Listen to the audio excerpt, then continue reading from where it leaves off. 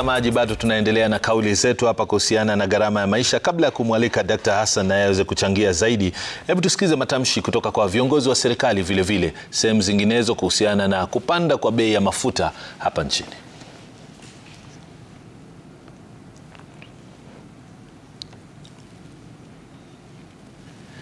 Naam, kuna taarifa ambayo tunasubiri, tunafikiri iko tayari. Mwelekezi wangu ataiweka hewani taarifa kutoka kwa viongozi watatu wa serikali wakizungumzia gharama ya bei ya mafuta. Kenya tunauza petroli na 211.6. Katika Uganda wanalipa 216. Ya Kenya iko juu ama ya Uganda iko juu? Hii maneno ya gharama ya maisha imeenda juu. Hakuna jambo ya kuficha. Na sisi kama viongozi ambao wanajiheshimu, ile inatubidi ni kuambia ukweli. Mafuta imepanda dunia yote. Alikuwa last regime na President Uhuru Kenyatta. Ile simo Kenya ambayo iko, huyo mzee ndio waliigiza Kenya. Sasa mimi nasidwa, mtu amefanya hata hakufanya exam, alienda katika akaambiwa inafanyiwa pale akafukuzwa. Huyo ndiye anafanya maki. Dr. Hassan, ukisikiza semi zile, tuweke bayana ni kwamba sasa wanatumia ule msemo wa, ama tutumie ule msemo wa kiatu kinapoumiza ni mwenyewe ambaye amekivaa anafahamu kinaumiza wapi. Mwaka uliopita tu, kabla ya uchaguzi na hata baada ya hapo, kabla ya serikali hii kuanza hatamu zake za uongozi, yale matamshi yalikuwa yanatoka kwa viongozi wa upinzani.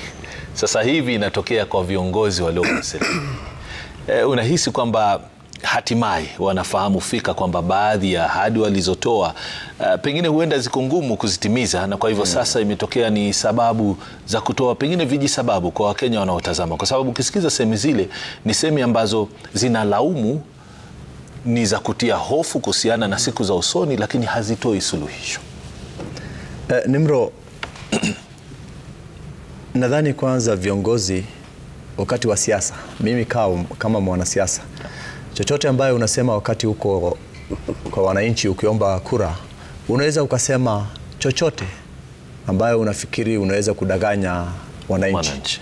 Lakini ukiingia na upate ofisi, unatakiwa kidogo umwambie serikali ama umwambie wananchi kwamba kitu fulani ambayo tulikuwa tumesema wakati wa siasa ilikuwa ni wa siasa tu.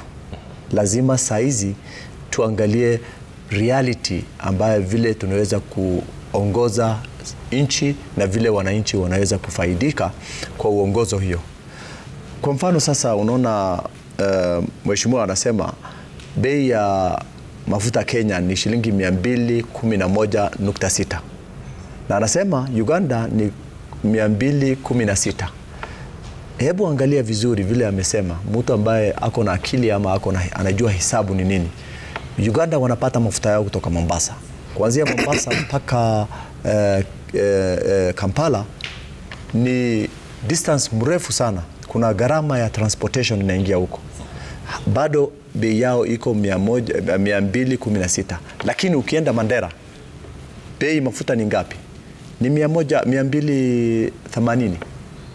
Inamaanisha Mandera ambaye iko nchi hii ni mbali kushinda Uganda ambaye iko nchi nyingine. Lakini pia kwa kusikiza kauli ile ni sana kusema kwamba vumilieni. Ni sawa, ni kweli. Ni kusema vumilieni, lakini kuna jinsi mingi serikali inaweza kuangalia tatizo la wananchi. Wanaweza kuongeza gharama hizi polepole, angalau wananchi wasione kwamba gharama ambayo inaletwa ni ya kuumiza hawa. Kwa mfano, hebu angalia, ukiangalia bei hiyo ya 211.6 ya petroli, shilingi 55 ama zaidi ni taxation ya serikali. Na tunajua bei hii inasukumwa na nje kwa vile sisi hatuna mafuta. Lakini tuko na uhuru, serikali iko na uhuru ya kupunguza hiyo tax ama hiyo ushuru, wapunguze 25 wabaki na 30. Kwa vile hatutaweza kuendesha shughuli za serikali bila ushuru pia. Lakini ukiangalia vizuri, kama hiyo bei imeongezwa ya mafuta, nini ndio inatendeka? Kwa mfano utakuta bei ya bidhaa chakula ama bidhaa ya kawaida ambayo ya matumizi ya nyumbani zinaongezeka. Bei ya kupitia ushuru mwingine, kupitia ushuru zingine tofauti. Sio hiyo peke yake. Hiyo ushuru wachana naye, kwa vile kila ushuru ama kila bei ikiongezeka mafuta, lazima wengine waongeze hiyo bei kwa vile wanategemea hiyo mafuta. Kwa mfano, ndugu yangu hapa ambaye anasimamia bodaboda, unasikia bodaboda ilikuwa shilingi 300 kwa siku, matumizi yao ya mafuta sasa imeenda 600. Inamaanisha kwamba hiyo 300 ingine ni watumizi wa bodaboda ndio watalipia, si bodaboda mwenye bodaboda atalipia, na hiyo ni mwananchi wa kawaida. Transportation, utasikia mambo ya matatu, bei imeongezwa. Na ukiangalia vizuri, kuanzia wakati ambao serikali imechukua jukumu, walikuwa wametuambia kwamba wataleta ajira bado vijana hawajapata. Kwa hivyo inamaanisha chochote ambayo wangetumia kujisaidia nao ama kulipia ushuru ama kulipia mahitaji yao nyumbani, saizi haipo. Ya pili, kwa mfano Nimro, wewe umeandikwa kazi, bei ya kila kitu imeongezwa, unatumia stima, bei imeongezwa, mafuta imeongezwa, mishahara yako lakini haijaongezwa. Nchi zingine hasa sisi tunapendanga kutumia nchi za nje ambayo wamefika development level yao mwaka 100 iliyopita. Tunapendanga tulinganishe sisi wenyewe na hizo nchi. Utakuta kama kuna inflation na bei ya vitu zimeongezeka, pia wenye wanaajiri watu wanaongeza mishahara ya kufunika ile inflation ambaye imekuwa. Sasa hiyo inaweza kuwa mtu anaweza akatumikia. Ni nafasi nzuri unasema hivyo, kwa sababu mwenzangu hapo awali Sam Gituku alipokuwa na kipindi kama hichi kuzungumzia gharama ya maisha, alikuwa na msemaji mmoja ambapo alijaribu kuleta sawazisho ama kujaribu kuangalia mifano ya mataifa, na akatumia mfano wa Japan ambapo anasema kwamba gharama ya mafuta kule iko juu zaidi, lakini ukiangalia kiwango cha mshahara kwa wanaolipwa kule, utakuta ukilinganisha Mkenya wa kawaida hapa ukitumia ile kitu tunaita average ama wastani, ni kwamba Mkenya anapata dola 2,000 kwa mwaka. Lakini Japan utakuta raia kule anapata karibu dola 40,000 na kitu. Kwa hivyo zile pesa anazopata zinaweza kufidia ile gharama ya maisha. Ndio hiyo. Ya pili, unaona serikali kuna jinsi mingi. Moja ni hiyo ya kupunguza hiyo, wapunguze hiyo ushuru ndio angalau nafuu wananchi wapate nafuu. Ya pili, utakuta tulikuwa tumesema nini kidogo utakuta serikali wanasafiri sana, masafiri za matumizi ya serikali kwa gharama mingi. Tunaweza kupunguza hizo zote angalau wananchi wa kawaida waweze kupata nafuu ndio waweze kuishi. Lakini vile inaendelea, yangu ya mwisho tu ya kulingana na hiyo ni kwamba vile inaendelea, ukiangalia ile Middle East kule wakati kulikuwa na uprise, ni gharama ya maisha kama hii ndio ilikuwa imeleta shida. Tunaweza kuwa tupate shida kubwa, wananchi washindwe kubeba mzigo, ndio waanze kuleta shida fulani. Kutokana na hili swala la gharama ya maisha, yamkini sasa imetokea kwamba tuna wanauchumi wengi, hata ukiangalia katika mitandao, wengi wakizungumzia kujaribu kueleza sababu ya hali tulionayo, lakini kwa bahati mbaya wengi ambao unapitia kwenye mitandao yao au kurasa zao hawakuelezi suluhu. Sasa tumekuwa walimu wengi wa uchumi, lakini hatutoi suluhisho. Hata wanauchumi wenyewe ukiketi nao wanakueleza kwa nini sababu hii imetokea, lakini hakuna anayetoa sababu ya jinsi ya kukabiliana na hali hiyo. Yote tisa. Dada Immaculate, najua unatokea sehemu ya Trans Nzoia. Wakulima ni wengi, wanatarajia mazao mengi. Kitu ambacho watu wanasahau ni kwamba kwa kutokana na gharama ya mafuta, licha ya kwamba wakulima wenzetu wanategemea kupata faida kutoka kwa mahindi, baadhi ya zile gharama watakabiliana nazo moja kwa moja zinaendana ama zitatokana na gharama ya mafuta kupanda. Kwa sababu atakayetumia tinga kusafirisha mahindi kutoka shamba lake hadi sehemu nyingine, gharama yake itaongezeka, kwa sababu yule mwenye tinga amenunua dizeli kwa bei ya juu. Yule atakayesafirisha na lori vile vile. Yule atakayesaga mahindi, kwa sababu pia kama hatumii umeme anatumia generator inayotumia diesel.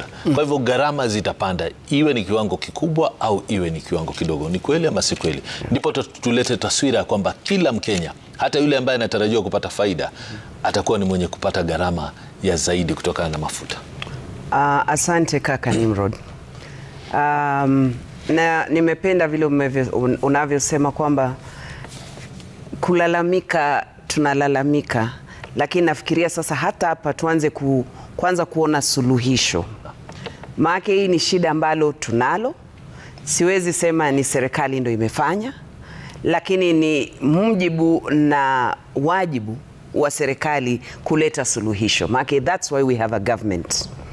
Na ni vyema labda kwa maoni yangu kama Bi Shamala, kwanza serikali ikae chini izungumze na sauti moja.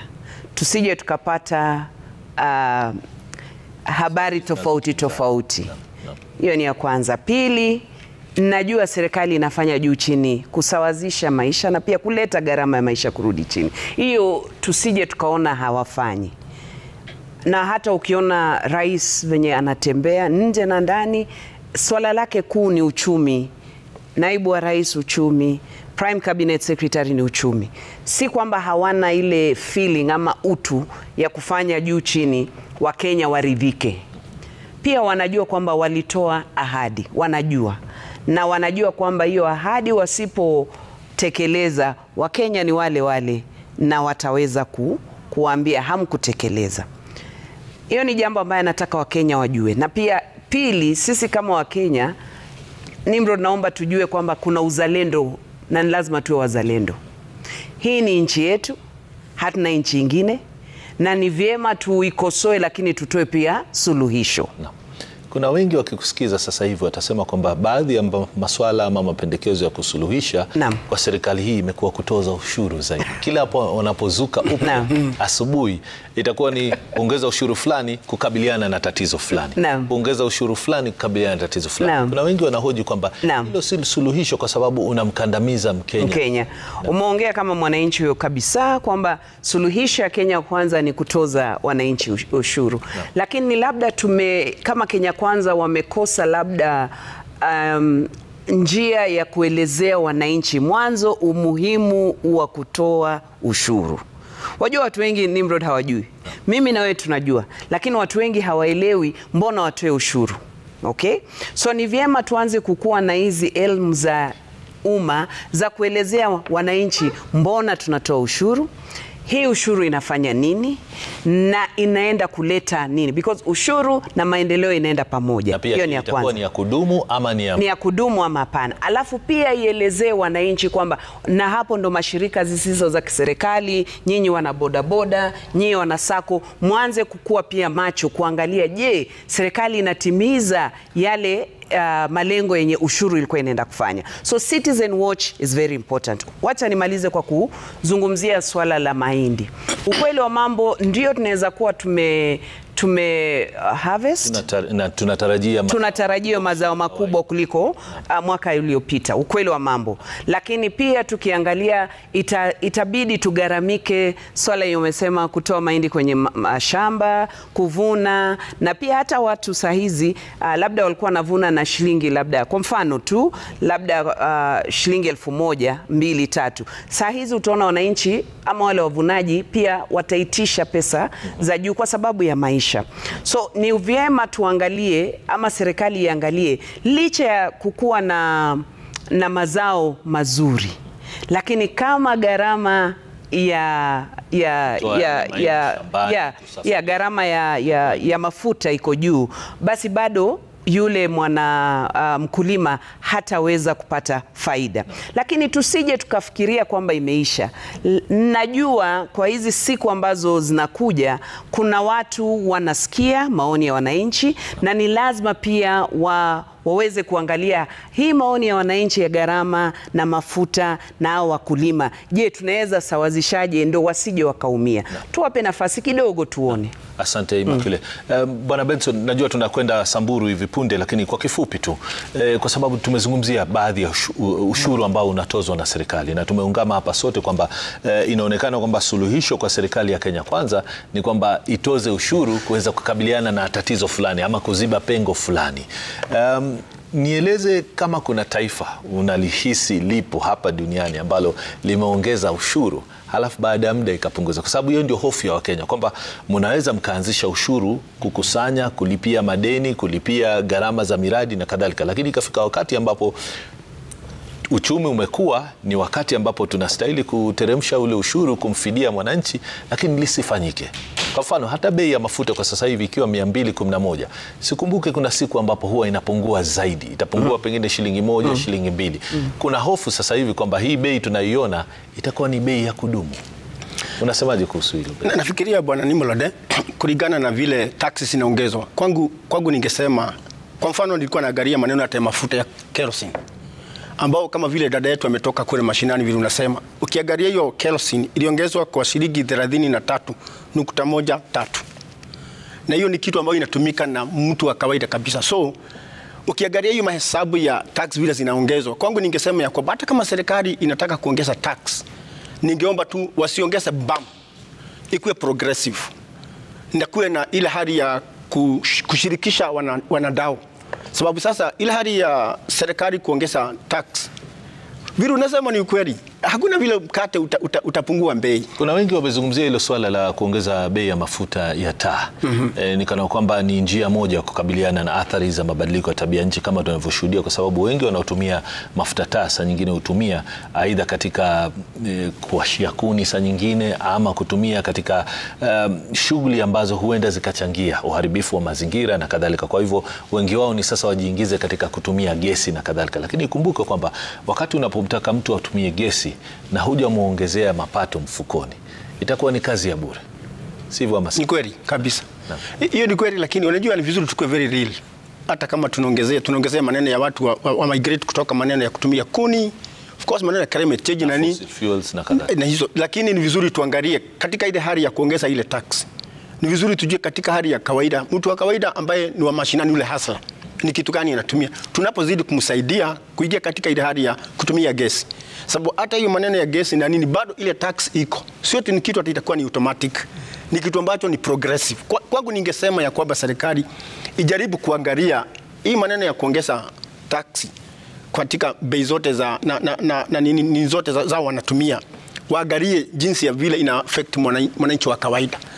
In fact vile dangu nasema ni maombi yangu ya kwamba hatutasukumwa Bwana Nimrod mpaka ifike kiwango labda tuende kwa barabara. Nasema tutaenda, lakini hata ukiangalia nchi zingine za Afrika hivi their pricing zile ziko, ni sababu mwananchi amesukumwa kabisa. So ningesema ya kwamba hata kama ni hali ya kuongeza hizo tax, kukuwe na hali ya kuinvolve stakeholders. Kama si watu wa matatu labda tugeitwa na serikali, because inaangalia nauliza hata the difference ina kuongezwa ni watu walikaa chini na watu wa matatu. Mimi ni chairman wa Embasava, tukaulizwa mnaona tunaweza ongeza kiwango gani na itakuwa na athari gani, utakuta tu ni ile tu watu fulani wanakaa wanaongeza, lakini hawahusiki na kuuliza mwananchi wa kawaida itakuaffect vipi. So kwangu ni kusema ya kwamba hizi tax hatusemi hatutatoa, lakini ni vizuri tuulizwe jinsi gani. Zuia hapo Bwana Benson, manake wangwana sijui mtakubaliana na mimi. Hapo awali semi zilikuwa kwamba gharama ya maisha inapanda kwa sababu tunatumia pesa kulipa madeni.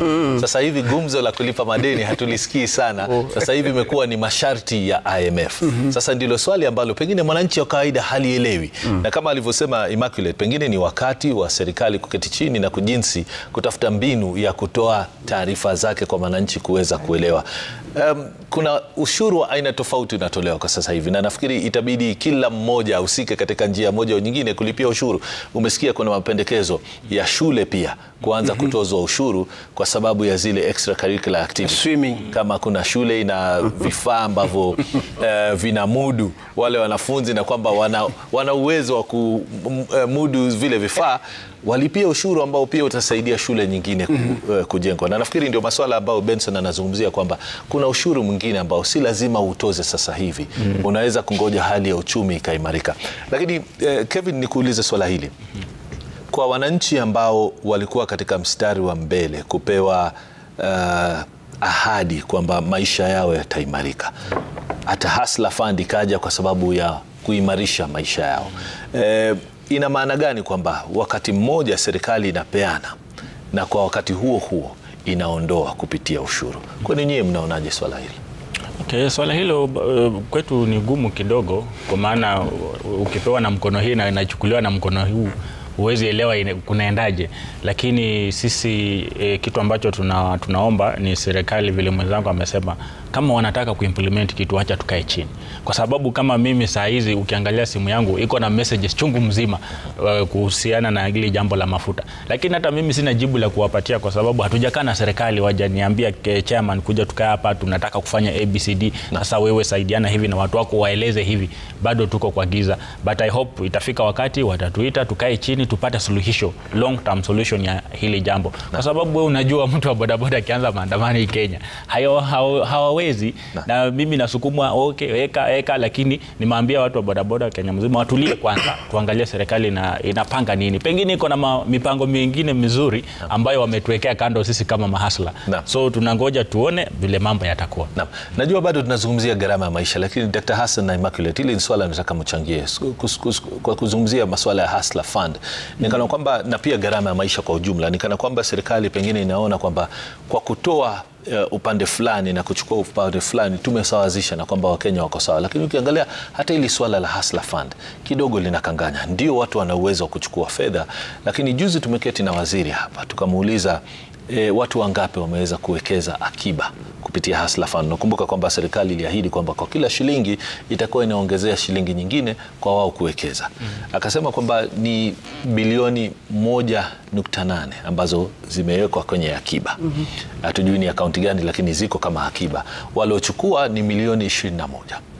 Ukiondoa bilioni 1.8 kutoka shilingi kwa watu milioni 21, ina maana kufikia sasa toka Disemba kila mmoja kati yao amewekeza akiba shilingi 85. Ikiwa una divide moja kwa moja, kuna wale wana nyingi, kuna wale wana chache, lakini average ikiwa ni 85 shillings kutoka Disemba mpaka sasa. Ina maana ifikapo Disemba tukiongeza zaidi shilingi 15, ina maana kila mmoja atakuwa ameweka akiba shilingi 100 kwa mwaka.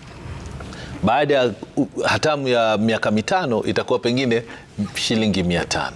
Je, hiyo ilikuwa ndio mwongozo wa kuwekeza? Na je, utasema kwamba tumesaidia mwananchi kwa hivyo hana haja ya kulalamika hata ikiwa tunamtoza zaidi? Nianze nawe Immaculate halafu. Asante. Kitu yenye naweza sema ni mipango ya hii serikali si mbaya, ni mipango mizuri. Pili, sijaielewa sana hiyo Hustler Fund na ile manufaa ambayo nkuja, kwa sababu ni sasa ni it's too early kuevaluate, but tuangalie ile idea ya kuwekeza. Manake mara nyingi kina mama, wazee, vijana hatujakuwa na ile tamaduni ya kuwekeza savings. Na nafikiria hiyo ndio ilikuwa jambo kuu ya hii Hustler Fund, kwamba ni vyema tutumie lakini pia tuwe na akiba. Na ni vizuri sasa waziri wa ICT nafikiri na cooperative wanahitaji sasa kutupea scorecard ama kutupea pia vile hii Hustler Fund inafanya. Ni kama sako, mkianza kuna ile changamoto zake za kuanza. Lakini tunapoendelea tunajifunza na tunakolea katika masuala ya kuwekeza. So kwangu Nimro, ningesema si tungoje tuangalie je imefanya. Maanake kuna sehemu zingine imesaidia kina mama. Unkuta mama wa mboga ameweza kukua na angalau na stock kubwa kidogo. Lakini itakuwa jambo ambalo kidogo itakuwa hatuja kuwa very fair kwa hii serikali kwa kusema Hustler Fund imekuja lakini haijafanya kitu, na pia watu wajaweza kuwekeza na haijasaidia. Nakubaliana nawe. Lakini ni kitu nzuri umeuliza kwamba kwa kila department ama ministry ya hii serikali ingelikuwa mzuri tuwe na ile wakati wanafanya performance contracting. Kuna wakati tunaweka sahihi, wakumbuka? Hata kuna wawili walibaki nje. Ni vizuri pia tuwe na ile ya kusema tumefanya nini. Wananchi waone na wananchi waone je inaweza ama haiwezi. Na ndio maana mzuri nikauliza swali hilo, kwa sababu sio kwa sababu ya kulenga ama kubeza shughuli hiyo, ni ya kusaidia wananchi. Lakini sababu ya kuuliza swali hilo ni ile kufululiza tu mawazo ambayo tunazungumzia hapa ya kutafuta suluhu. Kwa mfano, kukiwa na mradi kama huo ambao haujakuwa na manufaa haraka. Je, wakati upo pia wa kujirudi nyuma na kusema kuna njia nzuri zaidi tunaweza kutoa mikopo kama hii na kadhalika? Nakubaliana nao. Ndio nasema tuipe nafasi hata kama labda ni mwaka, halafu turudi tuangalie ya kwanza, je, iliwezesha yenye mission yake? Pili, sustainability. Je, inaweza kuendelezwa ama turudie kwa kuwa na labda strategy tofauti? Bila shaka swala zuri hapo. Dr. Hassan, naambiwa tuende mapumzikoni kidogo, lakini tukirudi utatuanzishia kauli yako. Mtazamaji, tunaendelea kuzungumzia masuala ya gharama ya maisha, huko pia vile vile tukiangazia matamshi ya viongozi wa serikali ambao kidogo wanakosesha Wakenya matumaini kwa kuweza kuzungumzia gharama ya maisha na kutoa semi ambazo pengine hazimfaidi mwananchi kwa kuwa anahisi kwamba yuko katika hali ngumu na hali ngumu itazidi kuendelea. Je, suluhu iko ama haiko kwa sasa hivi? Usiende bali, ukumbi unarejea hivi punde.